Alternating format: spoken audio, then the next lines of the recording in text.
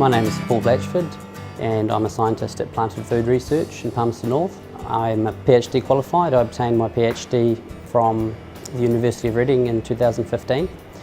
And the group I'm in here is the Food, Nutrition and Health group, and within that I'm in the Microbiome and Metabolism team. And so our remit in our group is to look at the effect of different foods on human health.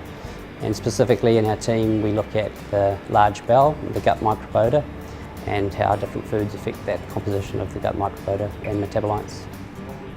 My role in the Livaux clinical trial was testing of the fecal samples that were obtained over the course of the study.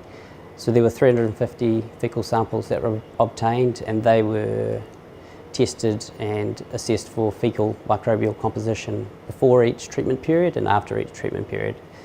And so by doing that we could compare those two metrics and see how the different treatments were affecting the fecal microbial composition and if any of the changes were significant. The most significant finding in the Livaux clinical trial was the increase in a bacterium called Faecalibacterium prausnitzii, otherwise known as F-Prau, and that increased from 3.4% to 7% abundance, and that was in response to Livaux treatment in a functionally constipated cohort.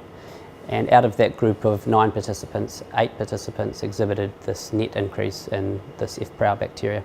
F-Prau is a commensal member of the human gut microbiota. It is a butyrate producer, and butyrate is one of the short-chain fatty acids that's produced naturally as a product of fermentation of the fibre that our gut bacteria see. And it's known as the most beneficial short-chain fatty acid. It is absorbed by the epithelial cells, or the lining of our gut, and they use it as an energy source. It is also seen in some studies to be anti-inflammatory as well, and mainly used as an energy source and absorbed by the bloodstream and utilised elsewhere in our body. And so if we can increase the levels of that bacteria, then it's generally seen as a beneficial endpoint because we can increase the levels of butyrate.